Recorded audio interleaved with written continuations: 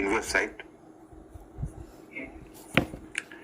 देखो, Silappadikaram that is an story mix, थोड़ा सा करके हम वर्ड कुछ यूज करके आपको बता देते हैं। एक्चुअली एक स्टोरी है, जैसे रामायणम एपिक है, महाभारत एपिक है, इस तरह से साउथ में मेलकंकु के बाद दो एपिक्स लिखे गए। एक का नाम था शिल्पाधिकारम और दूसरे का नाम था मणिमेखलाई। ये दो टेक्स्ट थे। तो शिल्पाधिकारम का मतलब हुआ ज्वेल्ड एंकलेट। ज्वेल्ड एंकलेट का मतलब हुआ, हिंदी में कहते हैं सुहाग के नूपुर, जो पैरों में जो नूपुर जो पायल पहना जाता था।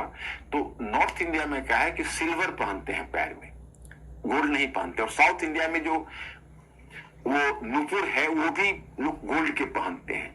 तो हुआ ऐसा कि एक कावेरीपट्टनम तमिलनाडु में जानते हो, वहां का एक बहुत ही बड़ा मर्चेंट था, बहुत बड़ा मर्चेंट। उसके बेटा का नाम था कोवलन, और एक मदुरई का बहुत ही one of the top merchants था, उसकी बेटी का नाम था कन्नगी। तो दोनों के बीच मैट्रिमोनियल रिलेशनशिप हुआ, शादी हुई। तो पूरा साउथ इंडिया के लोगों ने उसको सेलिब्रेट किया और बहुत अच्छी शादी हुई।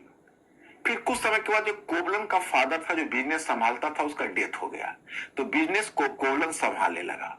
अब कन्नगी के साथ तो पहले उसके अच्छे संबंध थे, अपनी विवाहिता पत्नी थी, मैरिड वाइफ थी। लेकिन फिर कोवलन अचानक से एक डांसर थी जिसका नाम था माधवी, उसे इन्फैक्चुएटेड हो गया और कोवलन अपने वाइफ को नेग्लेक्ट करने लगा और अधिकांश समय उसी डांसर को देने लगा, माधवी को। और माधवी थोड़ा चालाक टाइप की वो निकली, हार्लॉट, और उसने इसके सारे प्रॉपर्टी को मिस एप्रोप्रिएट करना शुरू कर दिया। और कोवलन का भी चूंकि ट्रेड पर ध्यान रहा नहीं, तो उसका ट्रेड का भी डिक्लाइन हो गया, ट्रेड एंड कॉमर्स का। और उसके बाद उसका इकोनॉमिक कंडीशन खराब हो गया और अंत में उसने अपना सब कुछ गंवा दिया। जब उसका सब कुछ लूट गया तो माधवी ने अपने घर से धक्के देकर उसको बाहर कर दिया, pushed out from his family.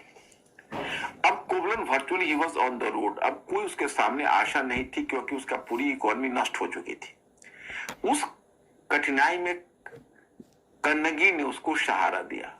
Kannagi ने एक पतिव्रता नारी, एक डिवोटेड वाइफ की तरह उसने सहारा दिया। कहा कि आप एक व्यापारी के पुत्र हैं, मर्चेंट के पुत्र हैं, आप में बहुत सारा व्यापारी का एक्विपमेंट है, हुनर है, आप फिर अपने व्यापार को खड़ा करिए।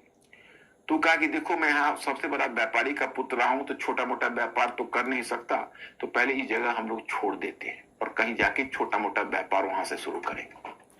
तो वहां से वो दोनों यहाँ से चले गए मदुरई शिफ्ट कर गए। मदुरई में थे तो एक अपना कमरा एक रेंट पर रेंटेड प्रेमाइस लिया और लेकर अपना कन्नगी वही घर वर संभालने लगी। और कन्नगी के पास क्या था कि एक सुहाग के नूपुर थे, ज्वेल्ड एंकलेट, जो एक मदुरई का बहुत बड़ा जौहरी था, बहुत बड़ा वो गोल्ड स्मिथ था। उसने दो ही पेयर अपने लाइफ में इतने बड़े और इतने बेहतरीन ज्वेल्ड एंकलेट बनाए थे। एक कन्नगी के लिए बनाए थे, एक मदुरई प्रिंसेस के लिए बनाए थे, मदुरई राजकुमारी के लिए। अब क्या किया कन्नगी ने, उस जो जुड़े उसके पेयर और जो सुहाग के नूपुर थे, उसका एक पीस उसने कोवलन को दिया और कहा कि आप बाजार में किसी गोल्ड स्मिथ के हाथ तो इसको जाके बेच लीजिए और बेचकर जो पैसा है उससे आप बिजनेस स्टार्ट करिए। एक पीस लेकर भेजा। अब उसका दुर्भाग्य यह रहा कि जब वह बेचने मार्केट में गया तो उसी समय जो मदुरई जो प्रिंसेस थी उसका ज्वेल एंकलेट चोरी हो गई थी और जो किंग ने उसने ऐलान कर दिया था कि भाई जो भी चोर है उसको पकड़ के लाओ, जो चोर को पकड़ कर लाएगा उसको हम बहुत ज्यादा इनाम देंगे।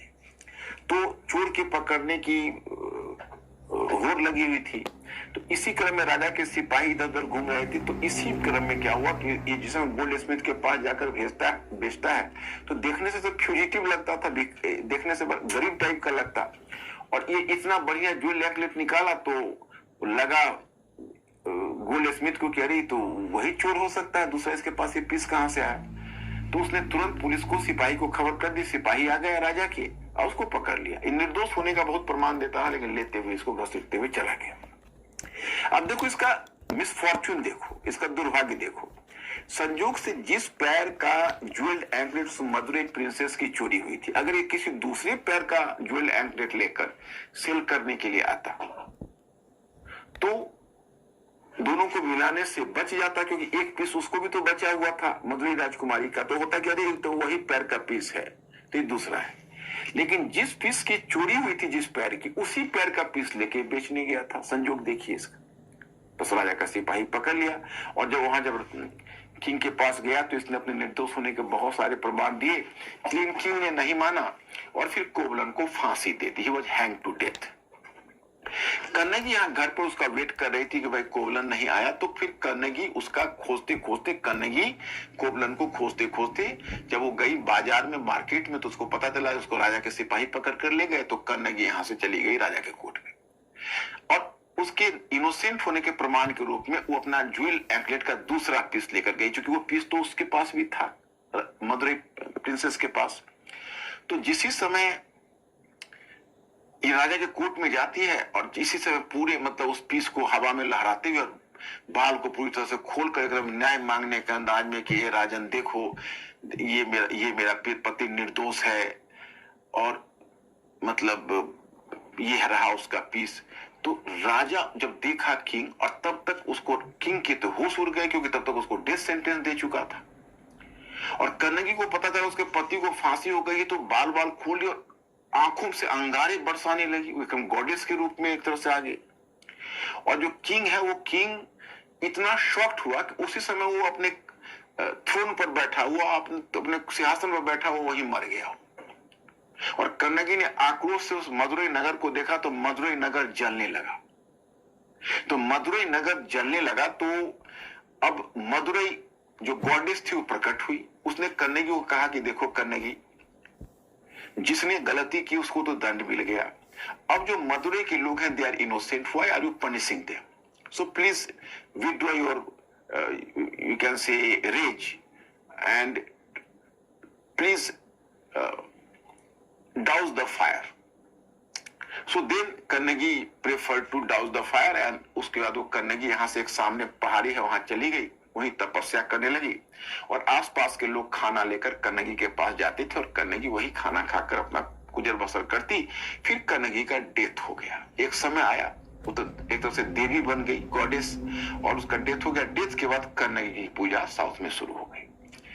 अब चलिए, ये कहानी जैसे ये यहाँ खत्म हुआ, अब इसका सीक्वल है मणिमेखलाई। इसका सीक्वल है, जैसे मूवी होती है ना उसी तरह का। तो उसका सीक्वल में ये टेक्स्ट लिखा गया मणिमेखलाई। तो मणिमेखलाई वहीं से शुरू होता है जहां से वो समाप्त होता है। तो वहां पर जो माधवी थी, वो माधवी जो डांसर थी जिसने उसके सारे पैसे हड़प लिए थे कोवलन के, आपको याद है, सारे रिच, और उसको तो उसने तो काफी रिच हो गई थी माधवी अब।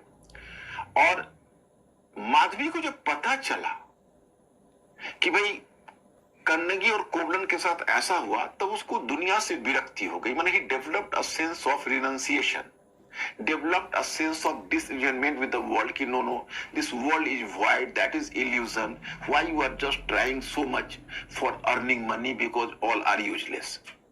तो उसके दिमाग में इस तरह की फीलिंग आ गई कि भाई ये सब कुछ बेकार है।